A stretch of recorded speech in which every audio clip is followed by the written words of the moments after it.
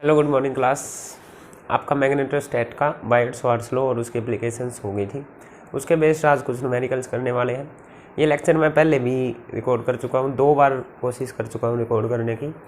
Record मतलब मैंने इधर पढ़ा दिया और जब उधर सेव करने लग गए तो सेव भी होगी फाइल, पर जब उसको चला के देखा तो कांट प्ले दिस फाइल ये आ रहा था। तो आज फिर ट्राई कर रहे हैं, देख रहे हैं कि पता नहीं ऐप में अपडेट होने के बाद कोई प्रॉब्लम आ गई, देखते हैं आज सेव हो पाएगी या नहीं। ठीक है, तो आज हम कुछ न्यूमेरिकल्स करने वाले हैं बेस्ड ऑन बायट-स्वार्ट्ज़ लॉ। और उससे पहले एक बार थोड़ा सा क्विक रिवीजन, क्योंकि काफ़ी टाइम हो गया है, एक बार क्विक रिवीजन रिजल्ट्स का, बस जो रिजल्ट हम यूज़ करने वाले हैं। बायट-स्वार्ट्ज़ लॉ आपको क्या बोलता था कि एक वायर है जिसमें करंट जा रहा है, कोई भी वायर हो करंट जा रहा है, उसके अंदर आप एक छोटा सा करंट एलिमेंट मानते थे डीएल लेंथ का। वहाँ से जिस भी पॉइंट पर आपको मैग्नेटिक फील्ड निकालना था वहाँ तक के वेक्टर को आप बोलते थे पोजीशन वेक्टर आर। इस डीएल और आर के बीच के एंगल को आप बोलते थे थीटा। तो बायट-स्वार्ट्ज़ लॉ बोलता था कि जो इसकी वजह से स्मॉल सा मैग्नेटिक फील्ड बनेगा that will be equal to μ0/4 IDL sin theta upon distance का स्क्वायर। ठीक है, ये बायट-स्वार्ट्ज़ लॉ ने बोला था theta is the angle between DL and R. फिर यहाँ से वही उसने ये बताया था कि ये तो स्मॉल सा मैग्नेटिक फील्ड है, अगर आपको पूरे वायर की वजह से उस पी पॉइंट पर मैग्नेटिक फील्ड चाहिए तो ऐसे स्मॉल स्मॉल स्मॉल स्मॉल बहुत सारे आप एलिमेंट मान सकते हैं, सबकी वजह से यहाँ पर मैग्नेटिक फील्ड लिखेंगे। और जब नेट मैग्नेटिक फील्ड निकालना है तो आप सुपर पोजिशन लगा सकते हैं। सुपर पोजिशन प्रिंसिपल बोलता है किसी भी पॉइंट पर नेट मैग्नेटिक फील्ड वहाँ पर लगने वाले सभी फील्ड्स के वेक्टर सम के बराबर होगा। ध्यान देना, वेक्टर सम। तो आपको डायरेक्ट नहीं जोड़ देना है, डायरेक्ट जोड़ोगे तो आंसर गलत भी हो सकता है। डायरेक्ट ओनली तभी जुड़ेगा जब सब के सब मैग्नेटिक फील्ड की डायरेक्शन इस पॉइंट पर एक ही तरफ आ रही हो। अगर किसी का नीचे की तरफ आ रहा है, किसी का ऊपर की तरफ आ रहा है, तो उनको आप जोड़ नहीं सकते, क्योंकि वेक्टर में आपको पता है एक नीचे एक ऊपर, तो वो मतलब अपोजिट डायरेक्शन वाले घट जाते हैं। तो आपको बस जब भी आपको ये ऐड करने वाली बात आएगी, आप इंटीग्रेशन यूज़ करते हैं ऐड करने के लिए, वो तभी यूज़ होगा जब आपके पास सभी के सभी एलिमेंट्स की वजह से उस पॉइंट पर मैग्नेटिक फील्ड की डायरेक्शन एक ही जैसी होगी, तभी इंटीग्रेशन यूज़ करना है, अदरवाइज आप यूज़ नहीं करेंगे। फिर आप घटाएंगे या जमा करेंगे अकॉर्डिंग टू वेक्टर्स लॉ। ठीक है, ये मैग्नेटिक फील्ड था। फिर हमने एक वायर की वजह से, इनफाइनाइट लॉन्ग वायर की वजह से निकाला था, और ये आपके पास जो बी आया था वो कैसा था एक बार बता देता हूँ। आपके पास सपोज करो यही वो इनफाइनाइट लॉन्ग वायर है, यहाँ पर इन्फिनिटी तक गया हुआ है। ठीक है, तो आपने क्या किया था, इस वायर को डायरेक्ट एक तो इस पी पॉइंट से जोड़ा था। इस पी पॉइंट का परपेंडिकुलर डिस्टेंस, इस डिस्टेंस को बोल दिया गया था ए। तो जो आपका फॉर्मूला बनता है ना, इस ए डिस्टेंस में आता है। क्वेश्चन भी ऐसे ही आते हैं कि एक वायर से 5 सेंटीमीटर 10 सेंटीमीटर दूरी पर मैग्नेटिक फील्ड निकाल दो। ठीक है, तो वो जो डिस्टेंस होता है वो ये ए होता है, मतलब कि डायरेक्ट पॉइंट को जोड़ो उस वायर से सीधा डायरेक्ट परपेंडिकुलर। ठीक है, तो उस डिस्टेंस की बात हो रही होगी ए। ओके, तो जब ये हमने किया था, इस डिस्टेंस को आर मान लिया था, इस पी पॉइंट से बनने वाले एंड्स तक के एंगल, वायर से एंड तक बनने वाले एंगल को, किसी एक एंगल को φ1 बोल रहा था और दूसरे एंड तक बनने वाले एंगल को φ2। और ध्यान देना φ1 और φ2 उस पॉइंट पर बनने हैं जहां पर आपको मैग्नेटिक फील्ड निकालना था। तो यहाँ पर जो मैग्नेटिक फील्ड का फॉर्मूला आया था आपके पास, यह आया था आपके पास μ0/4 I, और यहाँ पर आपके पास वो डिस्टेंस आता था जो उधर था μ0I/4 और इसके बाद बस जस्ट आपके पास sin φ1 प्लस sin φ2। φ1 और φ2 आप ध्यान रखेंगे कि आपके पास वायर के एंड से जो बनने वाला एंगल है, वायर के एंड जो उस पी पॉइंट के साथ जो एंगल बना रहे होंगे वे वाले हैं, और जो ए डिस्टेंस है ये आपका जस्ट वायर से परपेंडिकुलर डिस्टेंस है उस पी पॉइंट का।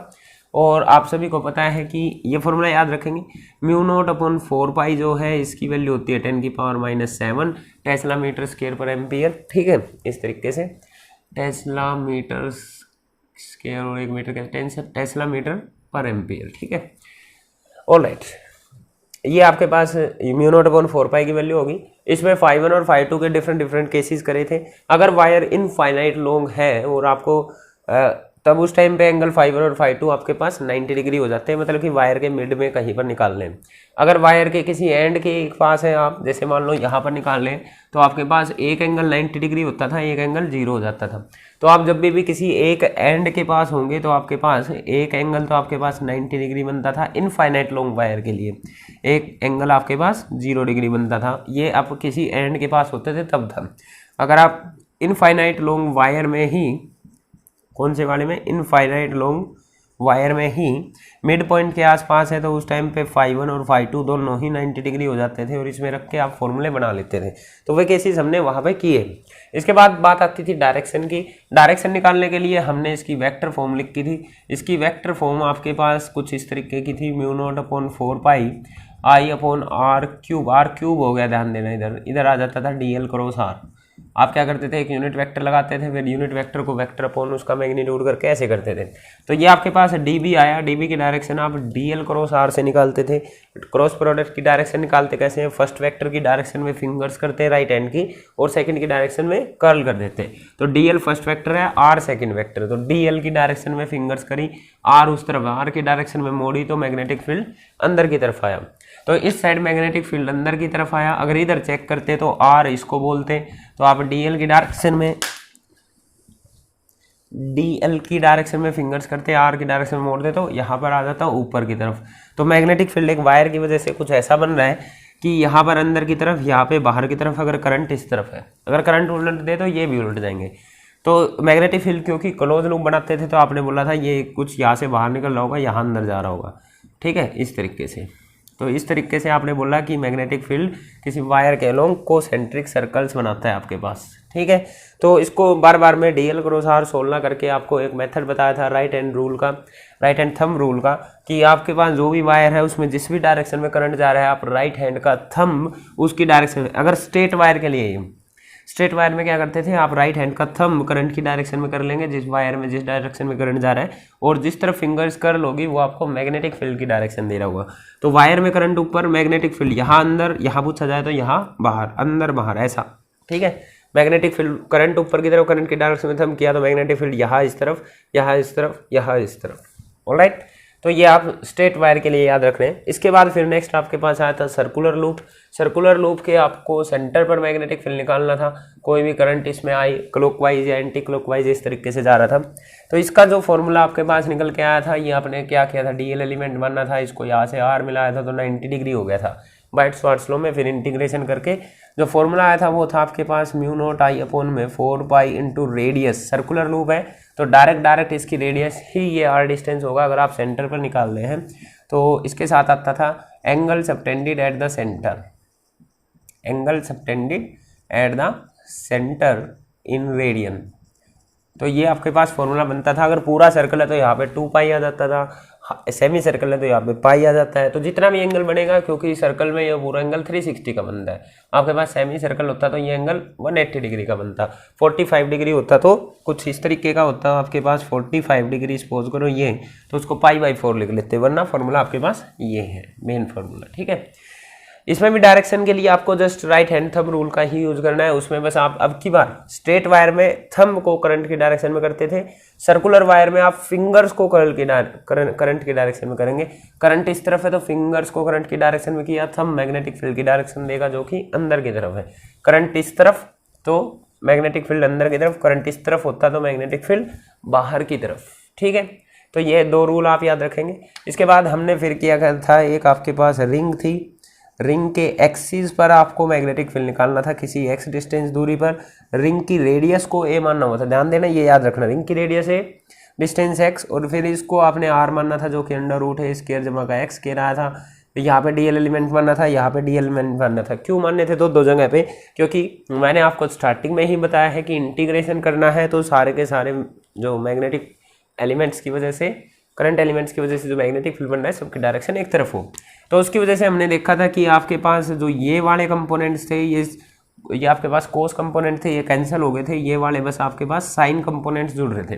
तो साइन कंपोनेंट्स का जब आपने इंटीग्रेशन करा था तो यहाँ से आपके पास जो मैग्नेटिक फील्ड का फॉर्मूला आया था वो आया था आपके पास μ0I/4π और वहाँ तक का यहाँ पे डिस्टेंस नहीं, डिस्टेंस की जगह आपके पास आ रहा था a² जमा का x² की पावर 3/2 और ऊपर आपके पास area of that loop that is πa²। तो ये फॉर्मूला आपके पास आ रहा था। और अगर इनमें n नंबर ऑफ टर्न्स भी दे रखी होगी, इसके ऊपर n नंबर ऑफ कॉपर के वायर लपेट रखे हैं a रेडियस के, तो उसे n से इसको मल्टीप्लाई करके सब की वजह से रिजल्ट आता था। In the same way n से इस सर्कुलर लूप में भी आप मल्टीप्लाई कर सकते हैं। तो ये रिजल्ट हम यूज़ करके अभी जो न्यूमेरिकल्स करने जा रहे हैं, ये आपका एक क्विक सा रिवीजन था और अब स्टार्ट करने जा रहे हैं आपके न्यूमेरिकल्स। ठीक है, इन फॉर्मूलों को एक बार आप कॉपी में अलग से उतार लो। एक आपके पास जस्ट ये है, एक जस्ट ये है, एक ये है, 3 ही फॉर्मूले हैं और बाकी इनके स्पेशल केसेस आपके पास। ठीक है, 1 क्वेश्चन नंबर 1, आपके पास एक वायर ऐसा जा रहा है, वायर में आई करंट है और फिर ये ऐसा सर्कुलर लूप में चला गया और फिर यहाँ से करंट आपका वापस बाहर जा रहा है। तो आपसे पूछा है कि जो इस सर्कुलर लूप का जो ये सेंटर O बनेगा, यहाँ पर आपको क्या निकालना है, मैग्नेटिक फील्ड इंटेंसिटी। ठीक है, मैग्नेटिक फील्ड इंटेंसिटी आपको निकालनी है। तो आई करंट जा रहा था, तो पहला फर्स्ट स्टेप आपके पास क्या रहा, देखिए वायर में आई करंट गया, आई करंट जाने के बाद इस पॉइंट पर पहुँचेगा, यहाँ पर इस पॉइंट पर जाने के बाद आपके पास करंट के पास 2 रास्ते हैं, क्योंकि रेजिस्टेंस जो होता है डायरेक्टली प्रोपोर्शनल टू लेंथ होता है। अगर लेंथ सेम है और मटेरियल सेम है तो आपके पास एरिया भी सेम है, तो रेजिस्टेंस आपके पास सेम रहेगा, क्योंकि ये मटेरियल सेम है, वही वायर बैंड हो रखा है और आपके पास ये वाला भी सेमी सर्कल है, ये वाला भी सेमी सर्कल है सेम रेडियस का, तो आपके पास लेंथ भी सेम है, एरिया भी सेम है, तो रेजिस्टेंस भी सेम रहेगा। तो इतने पोर्शन का रेजिस्टेंस और इतने पोर्शन का रेजिस्टेंस बराबर है। अगर रेजिस्टेंस बराबर है तो आपके पास करंट को इक्वली, करंट क्या होगा, किसी के साथ भेदभाव नहीं किया करेगा, इक्वली डिस्ट्रीब्यूट हो जाएगा। ठीक है, क्योंकि रेजिस्टेंस सेम है भाई, तो जितना इसमें करंट जाएगा उतना ही करंट इसमें जाएगा, तो मतलब इसके 2 बराबर हिस्से होने वाले हैं। तो मैं I/2 मान लेता हूँ। उनको मानने के बाद करंट जब यहाँ पहुँचेगा तो किरचॉफ फर्स्ट लॉ हम पढ़ चुके हैं, जितना करंट एंटर करेगा उतना ही करंट लीव करेगा। तो उस तरीके से आई करंट वापस से बाहर निकल गया। ठीक, करंट की ये डायरेक्शन अपने आप से आपको बनानी है। अब आपको इस सेंटर पर जब आपको मैग्नेटिक फील्ड निकालना है तो आपने पढ़ा है कि मैग्नेटिक फील्ड निकलता है करंट की वजह से, है ना। यहाँ पर करंट के लिए 4 सोर्सेज हैं। एक इस स्ट्रेट वायर में करंट जा रहा है, एक ऊपर वाले सर्कुलर में, एक नीचे वाले सर्कुलर में, और एक और स्ट्रेट जो आगे वायर है आपके पास, इनमें करंट आपके पास जा रहा है। तो इनकी वजह से मैग्नेटिक फील्ड निकालना है। तो उसके लिए एक बार जस्ट मैं आपको एक रिजल्ट और बता देना चाह रहा हूँ कि जब भी वायर हो आपके पास, वायर के ऊपर ही या वायर के एक्सिस पर ही किसी पॉइंट पर आपको मैग्नेटिक फील्ड पूछ ले तो मैग्नेटिक फील्ड आपके पास 0 आएगा उसी वायर की वजह से। ठीक है, उसी वायर के आसपास ना पूछ के उसी के एक्सिस पे, एक्सिस किसको बोलते हैं, जो ऐसा वायर से पास हो रहा हो आपके पास। ठीक है, उसके एक्सिस पर या इटसेल्फ वायर के ऊपर कोई पॉइंट आ रहा हो तो उस पर आपसे मैग्नेटिक फील्ड पूछ ले तो उस टाइम पे आंसर कितना आएगा आपके पास, 0। ठीक है, कोई भी वायर अपने ही ऊपर मैग्नेटिक फील्ड लगाकर कुछ असर नहीं डालेगा। ये आप इस बायोट-सावर्ट्स लॉ का जो फॉर्मूला था dB = μ0/4 पाई IDL sin θ/r स्केल, इस फॉर्मूले से भी निकाल सकते हैं। जो एंगल थीटा होता था वो I और DL और R के बीच में बनता था, है ना। तो आपके पास जब करंट इस तरफ जा रहा है तो DL इस तरफ बनेगा। अगर इस पॉइंट पर पूछा है तो R किस पॉइंट को बोलते थे, इसके DL एलिमेंट को डायरेक्ट उस पॉइंट से जोड़ो, उसी को R बोला जाता था। तो आपके पास DL भी इसी तरफ है, R भी इसी तरफ है, तो दोनों एक ही डायरेक्शन में, तो थीटा बनता है 0 डिग्री, साइन 0 हो जाता है। ठीक है, अगर आप नीचे किसी पॉइंट पर बोलते हो तो R डायरेक्ट इस पॉइंट को बोलते हैं, तो आपके पास DL ऊपर की तरफ हो गया आपकी बार, R नीचे की तरफ हो गया, तो एंगल कितना बना, 180 डिग्री, साइन 180 भी 0 होता है। तो वायर के एक्सिस पर ही कोई पॉइंट आ जाए उसकी, उस पर वहां पर मैग्नेटिक फील्ड उसी वायर की वजह से पूछा जाए तो आंसर आपके पास 0 आएगा। तो इस वायर की वजह से जस्ट इसके एक्सिस पर ही तो है, ये देखिए एक्सिस पर, और इस वायर की वजह से जस्ट इसके एक्सिस पर ही है ये पॉइंट, तो इन वायर्स की वजह से तो कोई मैग्नेटिक फील्ड बनेगा नहीं। ठीक है, बात खत्म, वायर्स की खत्म। इसका मैग्नेटिक फील्ड अगर मैं B1 बोल रहा हूँ तो वो 0 बनेगा इस पॉइंट पर, इसकी वजह से B2 बोल रहा हूँ तो वो भी 0 बनेगा। बच गए कौन से आपके पास, circular wire. Circular wire centre पर जो मैग्नेटिक फील्ड बनाता है वो हम फॉर्मूला पढ़ चुके हैं। मैग्नेटिक फील्ड किसी सर्कुलर वायर की वजह से फॉर्मूला होता है μ0/4 पाई r, μ0I/4 pi into radius. ये सपोज करो इसकी रेडियस है। क्वेश्चन में आपको R और I की वैल्यू दे सकते हैं कि 10 एम्पियर का करंट फॉलो हो रहा है, 20 एम्पियर का करंट फॉलो हो रहा है, या इसकी रेडियस भी दे सकते हैं 10 सेंटीमीटर, 20 सेंटीमीटर, उसको मीटर में कन्वर्ट कर लेना। ठीक है, इनटू में angle subtended at the centre, क्योंकि ये सेमी सर्कल है, सेमी सर्कल 180 डिग्री का एंगल बनाता है सर्कल पे, तो यहाँ पे आएगा आपके पास पाई, सेंटर पर 180 डिग्री का एंगल बनाना है। तो फॉर्मूला तो ये बनने वाला है। ठीक है, अब देखो फर्स्ट ऊपर वाली रिंग के लिए मैंने B1 मैग्नेटिक फील्ड मान लिया जो इतना बड़ा, करंट कितना है I/2 रख लेंगे, करंट को I/2 रख लेंगे, बाकी चीज़ें सेम है।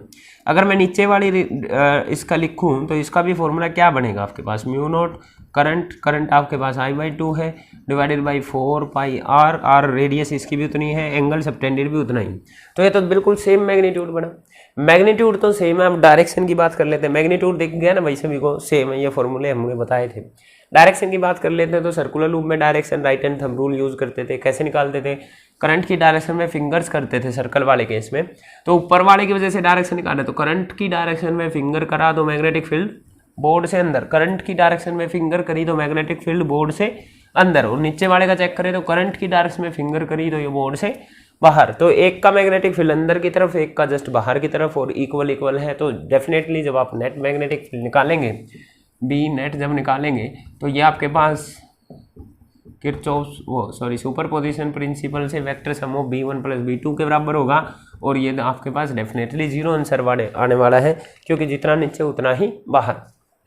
आप इनके साथ डायरेक्शन असाइन कर सकते हैं, जैसे ये अंदर की तरफ आया था ना B1 अंदर की तरफ, तो आप ऐसा मान सकते हैं कि इस तरफ x एक्सिस है बोर्ड पर, इस तरफ y एक्सिस है, इस तरफ x एक्सिस इस तरफ y एक्सिस, जो हवा में बनेगा ऐसा, जो हवा में बोर्ड से बाहर वो प्लस z एक्सिस है, जो बोर्ड से अंदर वो माइनस z एक्सिस है। तो ऊपर वाले की वजह से माइनस z एक्सिस आया तो इसके साथ माइनस k कैप लगा लो, उसका प्लस z एक्सिस आया था तो इसका प्लस k कैप लगा लो। अब इन दोनों को लिख कर जोड़ लो तो एक प्लस का एक माइनस का, तो आपके पास जीरो आंसर आ जाएगा। ठीक है, तो सेंटर पर कितना मैग्नेटिक फील्ड आपके पास बना, जीरो। हाँ, इनमें अगर करंट अलग अलग होता तो यहाँ पर करंट की वैल्यू अलग लिखी जाती, तब आपके पास घटकर जीरो नहीं आता, तब आपके पास कोई ना कोई आंसर आता, और डोमिनेट कौन सी डायरेक्शन करती, जिसका मैग्नीट्यूड आपके पास ज़्यादा होता, ज़्यादा वाले की तरफ रिजल्टेंट रहता ना अर्धम, इस तरीके से। ठीक है, ऑलराइट, क्वेश्चन नंबर 2 की तरफ चलते हैं। क्वेश्चन नंबर 2 की तरफ चलते हैं, इसका आंसर आया कितना, जीरो। क्वेश्चन नंबर 2, ऑलराइट, इसी में जैसे मान लो ये आपके पास फिर से एक वायर आ रहा है, ये रिफिल कर लेता हूँ।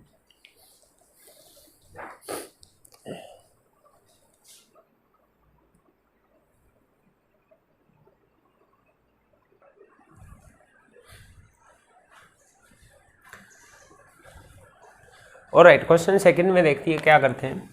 सपोज करो ये ऐसा वायर आया और ये इस तरीके से गया, ये ऐसा। अब की बार बस खाली सेमी सर्कल है, इस पॉइंट पर मैग्नेटिक फील्ड पूछा, इसमें आई करंट जा रहा है, तो आई ही करंट इसमें गया होगा, कहीं बटा नहीं करंट, आई ही करंट यहाँ पे गया होगा, और इसकी रेडियस आपको दे रखी है r के बराबर। तो आपसे पूछ लिया कि बता दो वही magnetic field intensity at point O। तो ये फिर से वैसा ही केस है, ये जस्ट इस वायर, 3 वायर है इधर, एक वायर ये, एक वायर ये और एक सर्कुलर वायर, इस तीनों की वजह से यहाँ पे जो नेट मैग्नेटिक फील्ड बनेगा वो आपको निकालना है।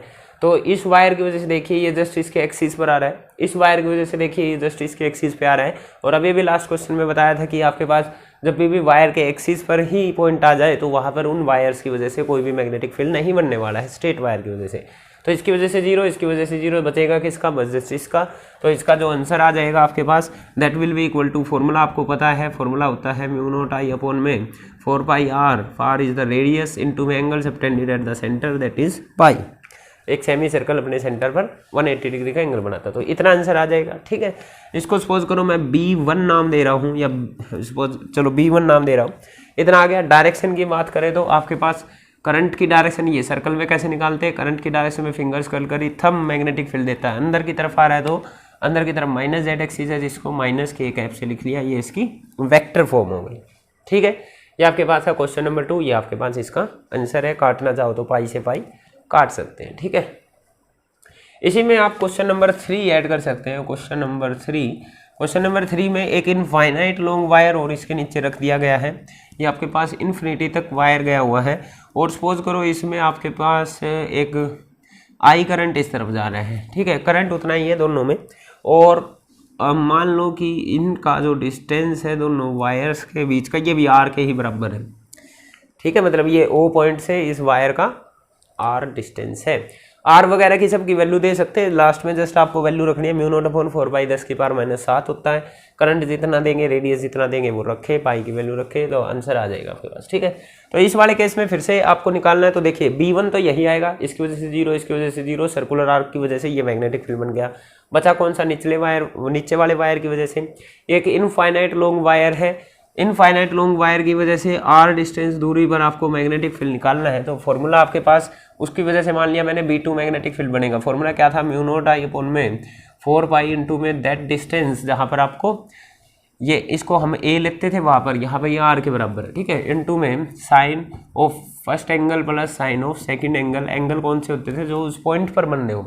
तो क्योंकि ये इनफाइनाइट लॉन्ग वायर है, इनके एंड्स का नहीं पता है, तो मैंने आपको बताया था जब भी आपको एंड के पास नहीं दे रखा हो तो दोनों एंगल आपको 90 डिग्री लेने हैं। ये स्पेशल केसेस में किया था हमने वायर के।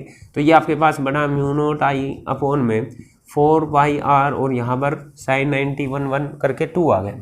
अब ये भी 2 आ गया, वेक्टर फॉर्म में लिखे तो इसकी डायरेक्शन चाहिए कि एक वायर की वजह से डायरेक्शन निकालने के लिए राइट हैंड थंब रूल था। करंट की डायरेक्शन में थंब करो तो जो आपके पास फिंगर्स है वो मैग्नेटिक फील्ड देंगे। यहाँ पूछते तो अंदर की तरफ, वहाँ पूछते तो बाहर की तरफ, बोर्ड से बाहर की तरफ कौन सा एक्सिस, प्लस जेड एक्सिस। तो इसको के कैप से लिखेंगे प्लस का। फिर आप सुपर पोजिशन अप्लाई करेंगे, that is net magnetic field at A point is the vector sum of all the magnetic fields acting that point. तो आपके पास इसको और इसको जस्ट आप लिखेंगे तो mu naught I upon 4 pi r दोनों में से कॉमन आ जाएगा। B1 में बचा आपके पास माइनस का पाई इंटू के कैप, इसमें बचा आपके पास 2 टाइम्स के कैप। तो ये आपके पास 2 माइनस पाई को और ले लेना, mu naught I upon 4 pi into r 2 minus pi के कैप। ये आपके पास इसका आंसर आ जाएगा, ठीक है। तो ये था आपके पास क्वेश्चन नंबर 3। चलते हैं क्वेश्चन नंबर 4 की तरफ, ठीक है। क्वेश्चन नंबर 4 है आपके पास, देखिए एक इक्विलेटरल ट्रायंगल दे रखा है ऐसा। ये क्या है, इक्विलेटरल ट्रायंगल है। इसकी साइड सपोज करो L के बराबर दे रखा है, तो सभी साइडें L के बराबर होगा। और इक्विलेटरल ट्रायंगल है तो सारे एंगल 60 डिग्री के बराबर होंगे। करंट किसी डायरेक्शन में जा रहे हैं, सपोज करो इस डायरेक्शन में। आपको इस O पॉइंट पर क्या निकालना है, नेट मैग्नेटिक फील्ड। करंट की बात करें तो करंट आपके पास I दे रखा है, ठीक है। तो आपको 3 वायर है, 3 वायर्स की वजह से मैग्नेटिक फील्ड निकालना है। क्योंकि ये एक सर्कुलर वायर है, सर्कल ही तो बन रहा है एक तरीके से, कहीं पे गैप नहीं है ना, सर्कल है। तो सर्कल की वजह से मैग्नेटिक फील्ड निकालना आता है हमको कि करंट की डायरेक्शन में राइट हैंड की ऐसी फिंगर्स को कर्ल कर दो। सर्कल वाले केस में फिंगर्स को करंट के डायरेक्शन में कर्ल किया तो मैग्नेटिक फील्ड कौन देता है आपको, थंब। तो मैग्नेटिक फील्ड अंदर की तरफ आएगा, इसकी वजह से भी, इसकी वजह से भी, इसकी वजह से भी, तीनों की वजह से मैग्नेटिक फील्ड अंदर की तरफ आएगा। क्योंकि ये सेंटर है बिल्कुल, तो हर वायर से इक्वल डिस्टेंस है, हर एक एंगल वगैरह सब सेम है इक्विलेटरल एंगल में, हर एक साइड सेम है, तो हर एक की वजह से मैग्नेटिक फील्ड भी सेम आने वाला है। तो तीनों वायर की वजह से मैग्नेटिक फील्ड सेम आने वाला है। तो मैं क्या करूंगा, जो नेट मैग्नेटिक फील्ड है मैं उसको किसी एक वायर का निकाल के उसका 3 टाइम्स कर दूंगा, तो आपके पास आंसर आ जाएगा। क्योंकि तीनों का जोड़ने वाला है, तीनों का अंदर की तरफ है, ठीक है। किसी एक की वजह से निकालेंगे, उसका 3 गुणा करेंगे, आंसर आ जाएगा, ठीक है। ऑलराइट, अब वायर की वजह से निकालने का तरीका क्या बताया था आपको, जो भी वायर है उसको डायरेक्ट जोड़ो तो उस डिस्टेंस को बोलते थे A। उस पॉइंट को उस वायर के एंड से जोड़ो, तो एंड से जोड़ने के बाद जो उस पॉइंट पर एक एंगल बनता था उसको φ1 बोलते थे, दूसरा एंगल बनता था उसको φ2 बोलते थे।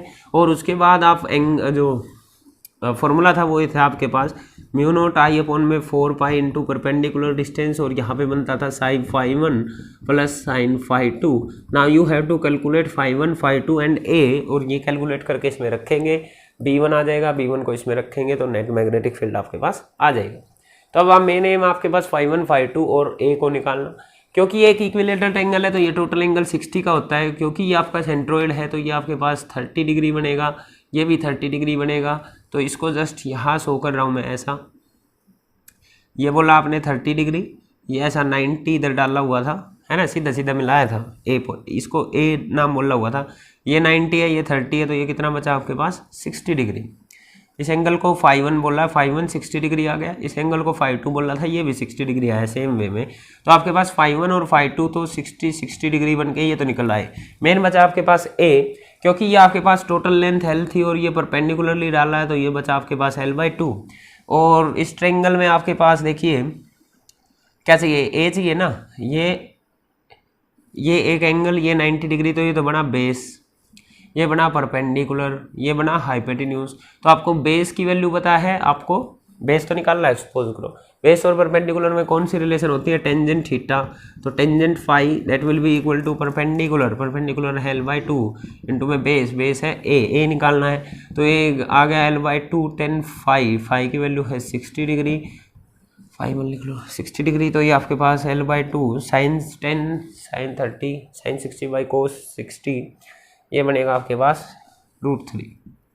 ठीक है, ये ए की वैल्यू आ गई, उसकी वैल्यू आ गई, तो b1 में रख देंगे, b1 में रखेंगे तो आपके पास μ0 आई अपॉन में 4 पाई, ए की वैल्यू आपने रखी l/2 √3, और फिर आपने साइन 60 डिग्री जमा का साइन 60 डिग्री, साइन 60 को √3/2 लिखोगे, इस 2√3 को ऊपर ले जाओ और इसको थोड़ा सा सोल्व करो, b1 आ जाएगा, फिर आप रख देंगे b net is equal to 3 times b1, इसमें उसको b1 की वैल्यू रख देंगे तो आपके पास आंसर आ जाएगा। ठीक है, ऑल राइट, ये था आपके पास क्वेश्चन नंबर 4।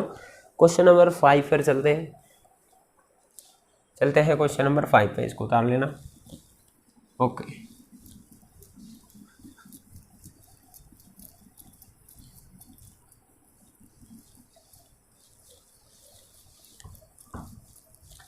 क्वेश्चन नंबर 5 में आपके पास एक रेगुलर हेक्सागन दे रखा है। Regular hexagon, regular word use हो जाए तो मतलब सारे एंगल सेम, सारी साइड सेम, इस तरीके से, तो सारी साइड आपके पास LL के बराबर है, रेगुलर हेक्सागन है। इसके भी सेंट्रोइड पर आपको निकालना है, करंट की डायरेक्शन किसी भी तरफ आप ले सकते हैं, सपोज करो करंट इस तरीके से इस तरफ फ्लो हो रहा है I के बराबर, तो आपको नेट मैग्नेटिक फील्ड निकालना है सेंटर पर, क्योंकि ये भी एक सर्कल ही बन रहा है, तो सर्कल की वजह से मैग्नेटिक फील्ड की डायरेक्शन कैसे निकलती है, सर्कल की डायरेक्शन में फिंगर करा, मैग्नेटिक फील्ड सब की वजह से बाहर की तरफ जुड़ रहा है, तो आप बोलेंगे कि जो नेट मैग्नेटिक फील्ड है 6 टाइम्स किसी एक का निकाल देंगे, क्योंकि सारी साइड वगैरह एंगल वगैरह सब सेम है, तो कुछ भी डिफरेंस नहीं आने वाला है, हर एक वायर की वजह से सेम मैग्नेटिक फील्ड बनेगा, तो एक का निकाल लो, उसको 6 गुना कर दो, सबकी वजह से नेट मैग्नेटिक फील्ड आ जाएगा, क्योंकि जुड़ना है एटलीस्ट। तो फिर आपको पता है कि वायर की वजह से फॉर्मूला ये होता है, आपको बस अब जस्ट फिर से पिछले वाली की तरह से φ1 φ2 और एक ही वैल्यू चाहिए, तो एक वायर को आप एक इसको बोलते थे, एक वायर से डायरेक्ट परपेंडिकुलर डिस्टेंस बनाते थे, इसको बोलते थे ए, और फिर इस वायर के एक एंड से इसको जोड़ा तो इसको बोलते थे φ1, दूसरे एंड से जोड़ा तो इसको बोलते थे आप φ2। ठीक है, क्योंकि ये आपके पास हर एक साइड बराबर होती है, इसमें सेंटर से भी डिस्टेंस बराबर होता है LL, तो ये एक इक्विलेटरल ट्रायंगल बना, ऐसे ना, ये भी एक इक्विलेटरल ट्रायंगल बनेगा, ये भी एक इक्विलेटरल ट्रायंगल, ये भी, ये सब इक्विलेटरल ट्रायंगल बनेंगे, तो 6 इक्विलेटरल ट्रायंगल बन गए, तो हर एक एंगल आपके पास 60 डिग्री इक्विलेटरल ट्रायंगल है, तो φ1 और φ2 फिर से आपके पास,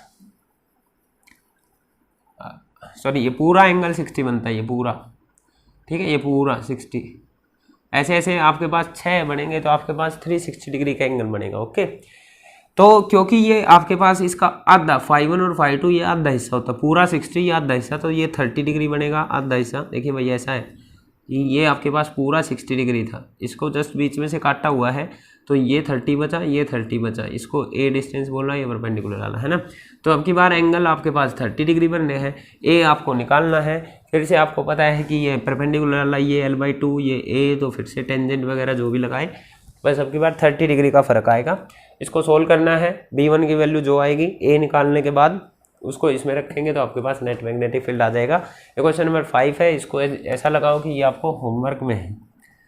ठीक है, मैंने स्टेप्स बता दिए हैं आपको, इसको कर लेना। ऑलराइट, क्वेश्चन नंबर 6 की तरफ चलते हैं। क्वेश्चन नंबर 6 में जस्ट आपका 2 सर्कुलर लूप है और ये कोसेंट्रिक है दोनों, एक की रेडियस सपोज करो R1 है, एक की रेडियस सपोज करो R2 है, एक में दोनों में करंट सेम डायरेक्शन में जा रहा है दोनों में करंट सेम डायरेक्शन में जा रहा है, रेडियस जस्ट अलग है, तो आपको नेट मैग्नेटिक फील्ड बताना है इस P पॉइंट पर या इस O पर। ठीक है, ये भी आपके पास होमवर्क में है, एक बार इसकी वजह से निकालना है, एक बार उसकी वजह से, या ऐसा लगा लो कि चलो हाँ एक ही डायरेक्शन में ले लेते हैं, एक बार इसकी वजह से मैग्नेटिक फील्ड लिखना है, एक बार ऊपर वाले की वजह से मैग्नेटिक फील्ड लिखना, डायरेक्शन देखना, ऐड होंगे सब्ट्रैक्ट होंगे या कोई एंगल है उस हिसाब से सोल्व करना, आपके पास एक्सप्रेशन आ जाएगा। ठीक है, ध्यान देना क्वेश्चंस में आपको करंट की वैल्यू, रेडियस की वैल्यू भी दे सकते हैं, तो उस हिसाब से आपको चलना है। तो ये क्वेश्चन नंबर 5 और 6 हम होमवर्क में करेंगे। क्वेश्चन नंबर 7 की तरफ बढ़ रहे हैं। Question number 7। क्वेश्चन नंबर 7 क्या बोलता है हमको? क्वेश्चन नंबर 7 बोलता है कि दो आइडेंटिकल आपके पास रिंग्स है या आइडेंटिकल सर्कुलर लूप है। आइडेंटिकल का मतलब क्या है? रेडियस सेम है और करंट उन दोनों में सेम जा रहा है, ठीक है। पर वे एक दूसरे से, जो उनके प्लेन है वे एक दूसरे से राइट एंगल पर है। तो मतलब कि एक रिंग आपके पास ऐसी रखी है तो एक रिंग ऐसी रखी हुई है, ये कह रखा है, ठीक है, राइट एंगल पर। भाई आपके पास ये कोसेंट्रिक रखी हुई है, दोनों की रेडियस आपके पास सेम है आर के बराबर, दोनों में करंट भी एक ही डायरेक्शन में जा रहा है, ये तो क्लॉकवाइज या आपके पास एंटी क्लॉकवाइज, ठीक है, इस तरीके से। तो आपको करंट की डायरेक्शन अपनी तरफ से एंटी क्लॉकवाइज, क्लॉकवाइज जैसे जो भी मानना चाहे वो निकाल सकते हैं, मान सकते हैं, ठीक है। अब आपको क्वेश्चन में क्या दिया गया है कि आपको नेट मैग्नेटिक फील्ड निकालना है ओ पॉइंट पर, ठीक है। ऐसा नहीं बोला कि आपको बोला है कि जो नेट मैग्नेटिक फील्ड बनेगा ओ पॉइंट पर और जो किसी भी एक रिंग की वजह से उस पॉइंट पर मैग्नेटिक फील्ड बनेगा, इन दोनों की रेशियो आपको बतानी है, ठीक है। What will be the ratio of that? Okay, किसी भी एक की वजह से जो मैग्नेटिक फील्ड बना और जो नेट मैग्नेटिक फील्ड बना वो, चलो देखते हैं। तो सर्कुलर लूप की वजह से पहले मैग्नेटिक फील्ड की डायरेक्शन निकालना सीखा हमने कि सर्कुलर जिस तरफ भी करंट होगा उसकी डायरेक्शन में फिंगर करेंगे तो हम आपको मैग्नेटिक फील्ड देगा। तो ये वाला जो सर्कल है इसमें देखिए करंट की डायरेक्शन ऐसे आ रही है, ये ऐसा रखा हुआ है, ठीक है। करंट की डायरेक्शन देखिए ये रही, करंट की डायरेक्शन में ऐसा ये ऐसी रखी हुई है रिंग, करंट की डायरेक्शन में फिंगर्स कर्ल करी तो मैग्नेटिक फील्ड ऊपर की तरफ। तो जो ये वाली है इसकी वजह से मैग्नेटिक फील्ड यहाँ बना दे रहा हूँ मैं, वैसे यही दिखा देता हूँ। मैग्नेटिक फील्ड आया ऊपर की तरफ, इसको मान लो नाम दिया आपने B1, ठीक है। ये कौन सी डायरेक्शन है आपके पास? घड़ी होती तो उस तरफ घूमती है, एंटी क्लॉकवाइज डायरेक्शन है, तो ऊपर वाले में भी एंटी क्लॉकवाइज है। ये वाला जो है इसमें एंटी क्लॉकवाइज क्या बनेगा? ये होता तो क्लॉकवाइज, ये है तो एंटी क्लॉकवाइज, तो एंटी ऐसे रखी हुई है, ये है इस प्लेन में एंटी क्लॉकवाइज, तो एंटी क्लॉकवाइज करंट की डायरेक्शन में फिंगर्स करी दो, मैग्नेटिक फील्ड इस साइड है, दोनों में इसकी वजह से आया B2। क्योंकि दोनों के प्लेन राइट एंगल पे है तो आपके पास जो ये B1 बना है और इस तरफ B2 बना है, इन दोनों के बीच में है एंगल 90 डिग्री। बात करें अगर B1 और B2 की तो ये दोनों मैग्नीट्यूड वाइज तो बराबर आएंगे, डायरेक्शन 90 डिग्री पर है। मैग्नीट्यूड वाइज बराबर क्यों आएंगे? क्योंकि फॉर्मूला होता है μ0/4πr, r is the radius into angle subtended at the centre, और क्योंकि पूरा सर्कल है तो एंगल आपके पास 2π का बनेगा।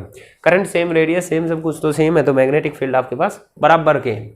तो इन दोनों को ही आपने B2 को भी B1 आप नाम दे सकते हैं क्योंकि ये आपके पास बराबर है, ठीक है।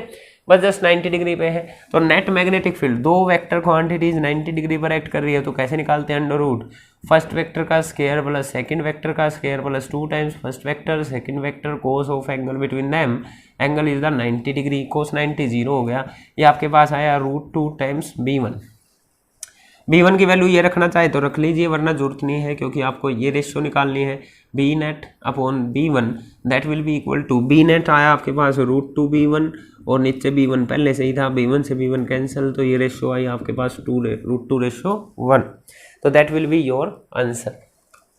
करंट वरंट अलग भी दे सकते थे, अलग आता करंट अगर अलग होता तो B1 B2 बराबर नहीं होते तो और कुछ पूछते, वो B1 और B2 की रेशियो पूछ सकते, ठीक है। क्वेश्चन नंबर 7 में क्वेश्चन नंबर 8 हम चल रहे हैं।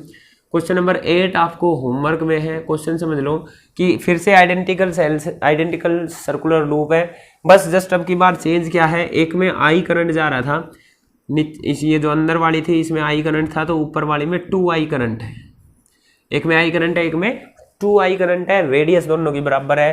फिर से सेंटर पर आपको मैग्नेटिक फील्ड निकालना है, पर अब की बार फर्स्ट की वजह से और सेकंड की वजह से जो आएगा उन दोनों की रेशियो निकालनी है, ना कि नेट वाले के साथ। तो ये आपका होमवर्क है क्वेश्चन नंबर 8। होमवर्क में फिर से सुन लो क्वेश्चन बोलता है एक में I करंट है एक में 2I करंट है, दोनों आपके पास सेंटर एक ही है पर प्लेन एक दूसरे से परपेंडिकुलर है, करंट की डायरेक्शन दोनों में सेम है, अगर क्लॉकवाइज है तो दोनों में क्लॉकवाइज, एंटी क्लॉकवाइज है तो दोनों में एंटी क्लॉकवाइज, दोनों की वजह से सेंटर पर जो मैग्नेटिक फील्ड बनने वाला है उन दोनों की रेशियो आपको निकालनी है। ये आपके पास होमवर्क में क्वेश्चन। तो ये था आपके पास क्वेश्चन नंबर 8। क्वेश्चन नंबर 9 की तरफ चलते हैं। क्वेश्चन नंबर 9, क्वेश्चन नंबर 9, ठीक है। क्वेश्चन नंबर 9 कैसे लें भाई? क्वेश्चन नंबर 9 आपके पास कुछ ऐसा है कि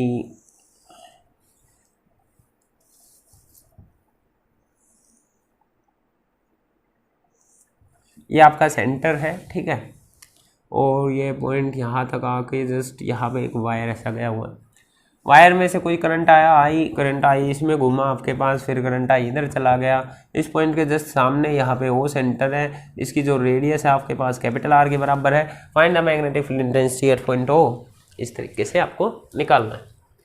तो ध्यान दीजिए आपके पास फिर से 1 2 3 वायर है, तीनों वायर की वजह से मैग्नेटिक फील्ड लिखना है। पर इस वाले की बात करें तो इसके तो जस्ट एक्सिस पर ये पॉइंट आता है, और आपको पता है कि एक्सिस पर जब भी आएगा स्ट्रेट वायर के तो उसकी वजह से तो मैग्नेटिक फील्ड 0 हो जाने वाला है, तो इसकी वजह से तो लिखने की जरूरत ही नहीं।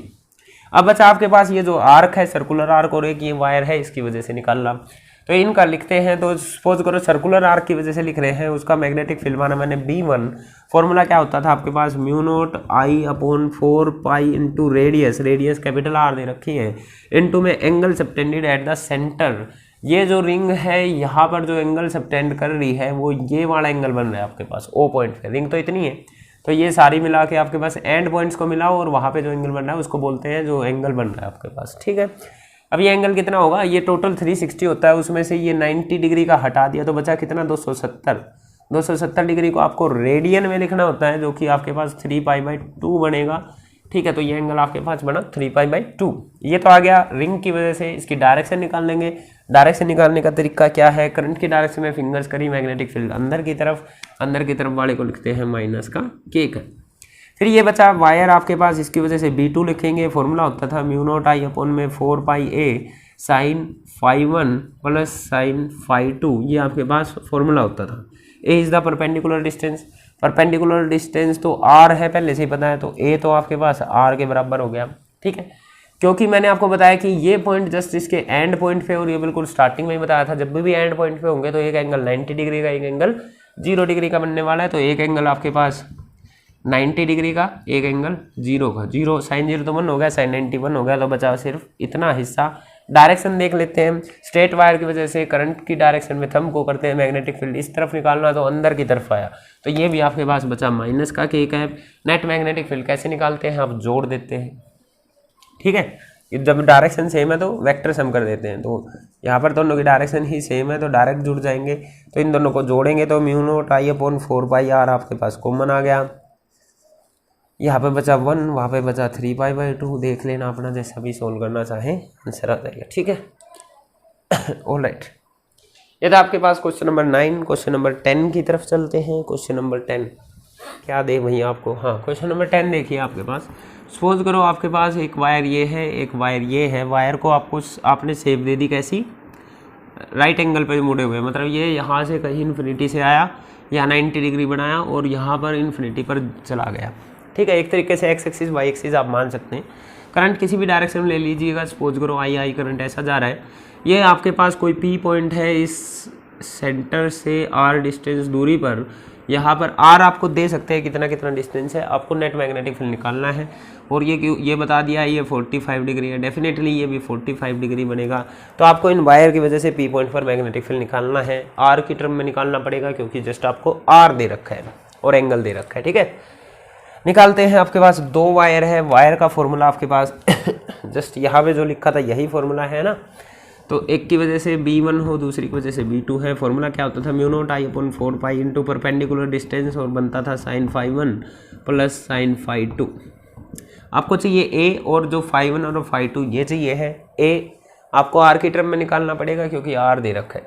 A किसको बोलते थे, उस P पॉइंट को जस्ट परपेंडिकुलरली मिला देते थे उस वायर से, उसको बोलते थे A। अगर इस पे निकालना हो तो इसको जस्ट परपेंडिकुलर बनाओ, इसको बोलते हैं A, ठीक है। उसको A डिस्टेंस बोला गया था, अभी इसको नहीं मान रहे, ठीक है। ऐसा होगा, डिस्टेंस बराबर ही हो जाएंगे आपके पास, ये भी है वो भी है, ठीक है।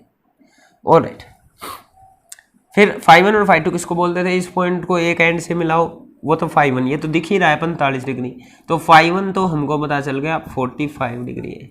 φ2 कौन है, वहाँ इन्फिनिटी तक, और आपको बताया है इन्फिनिटी जब भी आ जाए तो वहाँ पर एंगल बनता है आपके पास 90 डिग्री, ठीक है। इन्फिनिटी पे पैरेलल लाइन ही जाके मिलती है, और अगर ये लाइन आपके पास इस लाइन के पैरेलल कर दी जाए तो 90 डिग्री बनेगा। Parallel lines meets at infinity. बच गया आपके पास A निकालना, तो A आपको R की टर्म में निकालना है। ये 45 डिग्री, ये 90 डिग्री, ये 45 डिग्री, सॉरी ये एंगल देखना था, ये 45 डिग्री है, वो 90 डिग्री है, बनाकर 45 डिग्री है, ठीक है। बस अब क्या है आपके पास, देखिए ये ए, ये देखो ये एक एंगल, ये 90 डिग्री, ये क्या बन गया बेस, ऑलराइट, ये क्या बन गया परपेंडिकुलर, ये क्या बन गया हाइपोटेन्यूज। तो आपको बेस और हाइपोटेन्यूज में रिलेशन चाहिए, तो क्या लगा देंगे cos 45 degree that will be equal to base upon hypotenuse. यहाँ से आपके पास ए निकालना है, that will be equal to R cos 45 that is R by √2। A की वैल्यू रखिए, साइन 45 डिग्री की वैल्यू रखिए, साइन 90 की वैल्यू रखिए, यहाँ से आ जाएगा आपके पास b1। ठीक है, तो यहाँ से आपके पास b1 आ जाएगा, एक बार रख ही देता हूँ, μ0I/4π। ए की वैल्यू रखी आपने r/√2, तो √2 आपके पास ऊपर चला गया, साइन 45 बना आपके पास 1/√2 और साइन 90 बना आपके पास 1। b1 इसकी डायरेक्शन निकाल लेंगे, तो करंट की डायरेक्शन में क्या करते हैं, थंब करते हैं, मैग्नेटिक फील्ड इधर अंदर उधर बाहर की तरफ तो प्लस k कैप। इसी तरीके से दूसरे की वजह से b2 लिखेंगे, डिस्टेंस विस्टेंस सब सेम है, तो मैग्नीट्यूड तो यही आने वाला है। डायरेक्शन देख लेते हैं, इधर अंदर उधर बाहर की तरफ, तो वो भी आपके पास प्लस k कैप बना, दोनों जुड़ जाएंगे। तो नेट मैग्नेटिक फील्ड आपके पास, दोनों को जोड़ के लिख देना, b1 प्लस b2, सब डिस्टेंस विस्टेंस सेम है, वही एंगल वैंगल सब सेम है, तो आंसर सेम आने वाला है दोनों का, b1 और b2 का।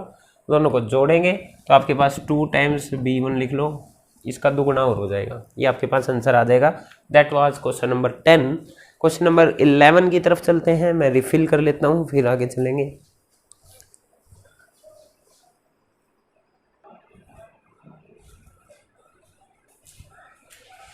ऑलराइट, क्वेश्चन नंबर 11 की बात करते हैं। क्वेश्चन नंबर 11 क्या दे आपको, देखिए क्वेश्चन में क्या दे रखा है आपको कि आपके पास 2 वायर है, सेम डायरेक्शन में करंट जा रहा है, मतलब सेम करंट जा रहा है आई, सेम करंट इसमें आई जा रहा है, और दोनों की लेंथ भी सेम है एल के बराबर। ठीक है, दोनों की लेंथ भी सेम है। इन्होंने क्या किया कि एक वायर को तो कर्ल करके एक सर्कुलर लूप बना दिया, और एक वायर से इन्होंने एक स्क्वायर बना दिया।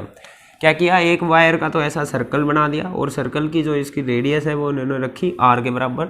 दूसरे वायर का इन्होंने क्या किया, एक स्क्वायर बना दिया, और स्क्वायर की जो आपने इन्होंने साइड रखी वो a के बराबर रख ली, या x के बराबर ले लो सपोज करो। ठीक है, x के बराबर ले दी।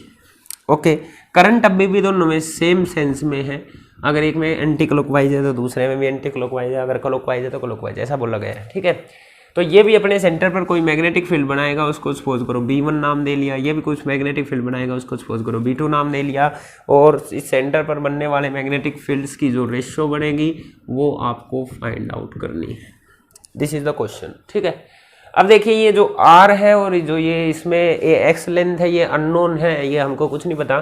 स्टार्टिंग में सिर्फ आपको ये दे रखा था कि वायर की लेंथ l है, तो सारी कैलकुलेशंस आपको l में लेके आनी पड़ेगी। जिस चीज़ का पता होता है उसी में कैलकुलेशन करनी पड़ती है। ठीक है, तो अब देखिए ध्यान दीजिएगा, फॉर्मूला तो हमको पता है दोनों के, वायर की वजह से भी पता है, सर्कल की वजह से भी पता है, जस्ट आपको इस r को और x को हटाना है, उनको नहीं लेके आना।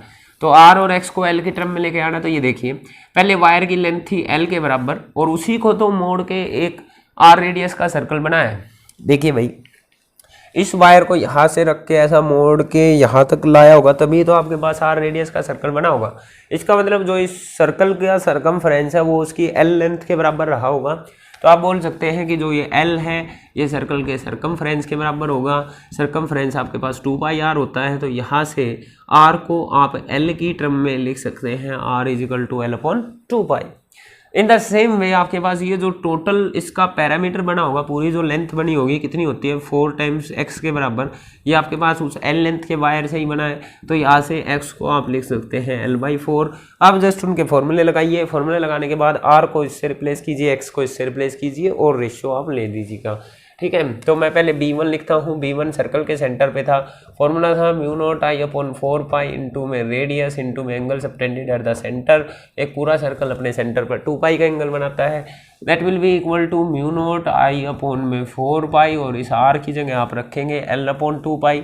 l और 2π ऊपर चला गया, और एक 2π पहले से ही था, है ना। तो ये आपके पास 4π कैंसिल, ये बचा आपके पास μ0I/l, और एक पाई आपके पास एक्स्ट्रा बच गया, क्योंकि नीचे पाई स्केयर नहीं है, पाई है, 4 तो कट गया, एक पाई ऊपर बच गया। ठीक है, अब इसकी डायरेक्शन की बात करनी नहीं, क्योंकि आपको जस्ट मैग्नीट्यूड का b1/b2 करना है, तो डायरेक्शन की बात नहीं कर रहे। b1 आ गया, B2 की बात करें तो B2 एक आपके पास स्केयर है, स्केयर में आपके पास सर्कल इसकी डायरेक्शन में करेंगे तो सब की वजह से मैग्नेटिक फील्ड जुड़ने वाला है। किसी भी एक तरफ मिला दीजिएगा तो इसको आप ए डिस्टेंस बोलते थे, एंड्स तक मिला देते हैं तो उसको आप यहाँ पे जो एंगल बनते थे उनको φ1 φ2, क्योंकि ये एक तरीके से दो डायगोनल ही हैं आपके पास। एक स्केयर की डायगोनल 90 डिग्री पर काटती है तो ये भी 45 डिग्री, ये भी 45 डिग्री। एंगल्स आपको पता चल गया है कि 45 डिग्री 45 डिग्री बनने वाला है। फॉर्मूला आपको इसका पता है, mu naught I upon 4 into perpendicular distance sine first का एंगल साइन सेकेंड का एंगल। जस्ट आपको ए को रिप्लेस करना है किससे, पहले ए को निकालेंगे, फिर जो x आएगा फिर x को l/4 रख देंगे, है ना। तो भाई इसे a को निकालना है आपको। ये टोटल x था, ये आपके पास x/2 बच गया। तो कुछ ऐसी सिचुएशन है आपके पास, है ना। ये आपके पास a बोल रहे हो आप, इसको x/2 बोल रहे हो। तो भाई ये एंगल 45 डिग्री है, तो ये बना बेस, ये बना परपेंडिकुलर। बेस और परपेंडिकुलर में रिलेशन कौन देता है, परपेंडिकुलर अपॉन बेस कौन देता है, tan phi। तो tan 45 degree is equal to x/2 into A. यहाँ से a आ जाएगा आपके पास x/2 इंटू tan 45 डिग्री 1 होता है, tan 45 1 होता है। तो a आ गया x/2 के बराबर। a को जब आप x/2 रखेंगे, x/2 नेक्स्ट स्टेप में आप x को l/4 रखेंगे तो ये l/8 बन जाएगा ना, l/8, 8 ऊपर चला गया। इनको भी सोल्व कर लेना और b1/b2 आप निकाल देना आपके पास। ये 1/√2 1/√2 2/√2, तो 2 से काट लेना जो भी कटे आपके पास। b1/b2 आप निकालेंगे तो आपके पास आंसर आ जाएगा, ठीक है। या निकाल दो, निकालेंगे तो देखिए 8 mu naught I upon 4πl, ये 1/√2 प्लस 1/√2, ये 2/√2 बनेगा, 2/√2 बनेगा, ठीक है। ओके, अब b1/b2 ले लीजिएगा। यहाँ से आप देखिए कितना लिखेगा, म्यू नॉट b1/b2 ले लेते हैं। b1 कितना है, म्यू नॉट आई अपॉन में l इंटू में पाई। b2 कितना है, काटना चाहे तो काट लीजिएगा, 2 4, तो 4 times mu naught I upon में π√2 पाई इंटू l। ये है mu naught I cancel, l से l कैंसिल, और ये बना आपके पास π²/√2π²/4, ठीक है। इसको थोड़ा और सोल्व करना चाहें तो ये आपके पास 4 को आप लिख सकते हैं 2√2, √2 से √2 कैंसिल, है ना।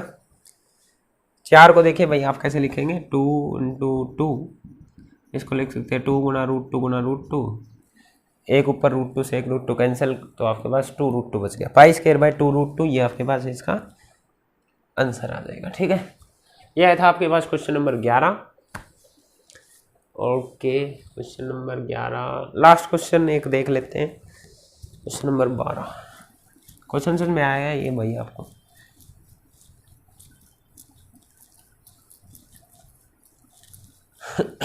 ये आपको ही करना है last, question number 12। Question 12 homework में है। क्वेश्चन 12 कैसे दे रखा है, ये y एक्सिस है, ये x एक्सिस है, x एक्सिस पे एक रिंग ऐसे रखी है, y एक्सिस पे एक रिंग ऐसे रखी है। इनके एक्सिस से यहाँ पर एक पॉइंट है P, बिल्कुल ऐसा परपेंडिकुलर जाके, ये P पॉइंट दोनों से सेम डिस्टेंस पे, सपोज करो x डिस्टेंस पे है, ऑलराइट। दोनों में आपके पास सेम करंट जा रहा है, आई करंट ही फ्लो हो रहा है और एक ही डायरेक्शन में फ्लो हो रहा है। इसमें आपके पास ऐसा एंटी क्लॉकवाइज डायरेक्शन है, तो इसमें भी आपके पास एंटी क्लॉकवाइज डायरेक्शन में करंट जा रहा है। करंट की वैल्यू दोनों में सेम है। तो जो P पॉइंट पर बनने वाला मैग्नेटिक फील्ड है किसी एक रिंग का, डिवाइडेड बाय जो नेट मैग्नेटिक फील्ड बनेगा, इन दोनों की रेशियो निकालनी है। ऐसा ही क्वेश्चन पहले भी आया था, जस्ट इसमें एक्सिस पर है, एक्सिस पर निकालना है। एक्सिस का फॉर्मूला आपको पता है, √a² + x² वाला, वो वाला। तो रिंग के सेंटर पे नहीं है, एक्सिस पर निकालना है, ओके। वही आप ले लेंगे कि भाई जो इन दोनों की रेडियस है वो a के बराबर है, रेडियस जो है आपके पास a के बराबर और इन पॉइंट्स का डिस्टेंस आपके पास x के बराबर है। निकाल लीजिएगा। किसी एक की वजह से मैग्नेटिक फील्ड और जो नेट मैग्नेटिक फील्ड बनेगा वो। अगर कोई डाउट रहे तो आप मेरे को बता सकते हैं कमेंट सेक्शन में। एक क्वेश्चन और ले लीजिएगा, क्वेश्चन नंबर 13 होमवर्क में, क्वेश्चन नंबर 13 भी होमवर्क में लेना है। क्वेश्चन नंबर 13 होमवर्क में लेंगे। ये कुछ ऐसा है आपके पास, एक वायर ऐसा, फिर ये ऐसा, और यहाँ पर आपको मैग्नेटिक फील्ड निकालना है। करंट दोनों में यहाँ से करंट गया, वहाँ से ऐसा आया, यहाँ से यहाँ गया, यहाँ गया, ठीक है। यहाँ पे इसमें करंट ऐसा है, इसमें करंट ऐसा है, इसकी रेडियस R1 है, ऊपर वाले की रेडियस R2। इस तरीके से net magnetic field point O पर आपको निकालना है। क्लियर है। क्वेश्चन नंबर 13 होमवर्क में लास्ट क्वेश्चन आज का हम कर रहे हैं, क्वेश्चन नंबर 14। क्वेश्चन की टाइप्स और भी बहुत सारी बनती है, पर मैं उन पे नहीं जा रहा हूँ, आपको वे प्रैक्टिस करनी है। अगर नहीं हो क्वेश्चन सोल्व तो आप मेरे को बता सकते हैं।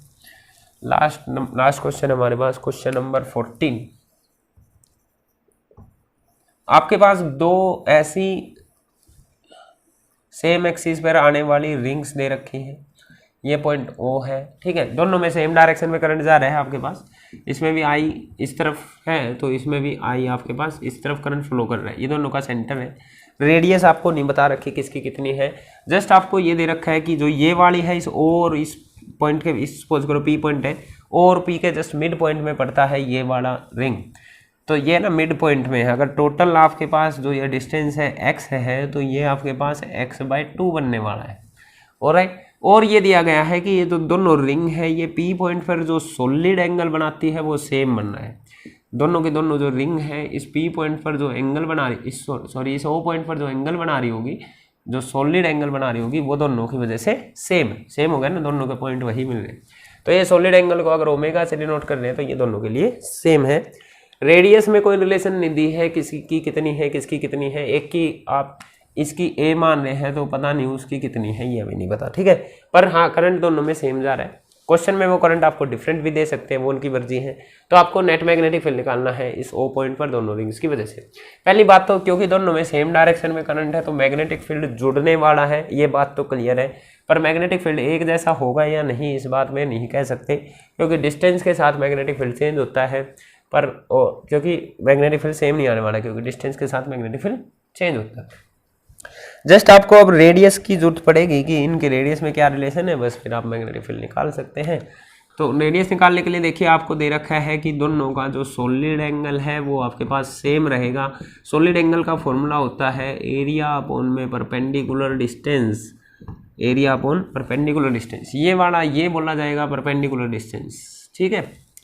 ओके, सॉलिड एंगल दोनों का सेम बन रहा है। तो पहले के लिए जब मैं इस वाले के लिए फॉर्मूला लगाऊंगा तो इसका एरिया बनेगा पाई इंटू इसकी रेडियस का स्क्वायर। इसकी रेडियस आपने A माननी है तो पाई इंटू A का square divided by perpendicular distance. Perpendicular distance आपको दे रखा है x/2।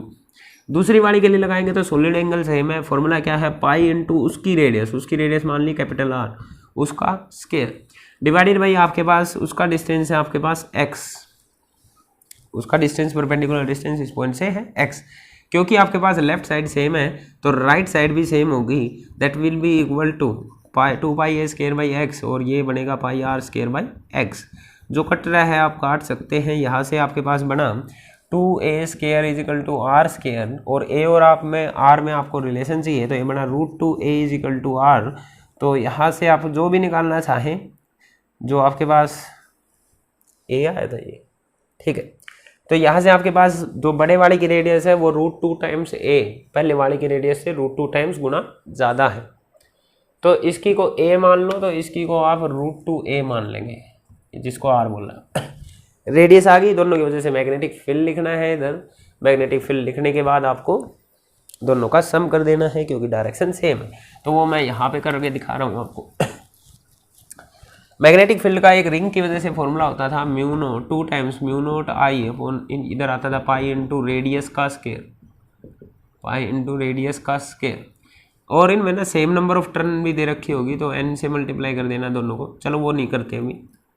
डिवाइड में आता है आपके पास μ0 अपॉन 4πa² जमा का x² की पावर 3/2।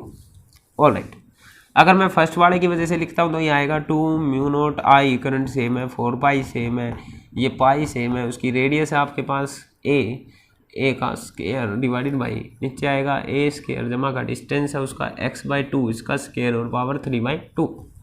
ऐसे ही आप b2 लिखेंगे, x/2 डिस्टेंस था ना वो देख लेना।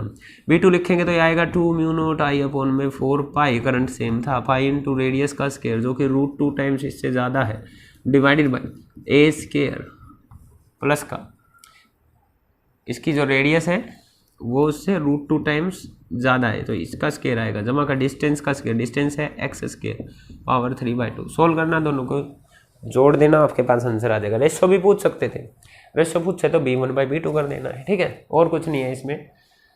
ओके, तो ये था आपके पास क्वेश्चन नंबर 14। और भी क्वेश्चंस बन सकते हैं पर अभी उन पे नहीं जा रहे हैं।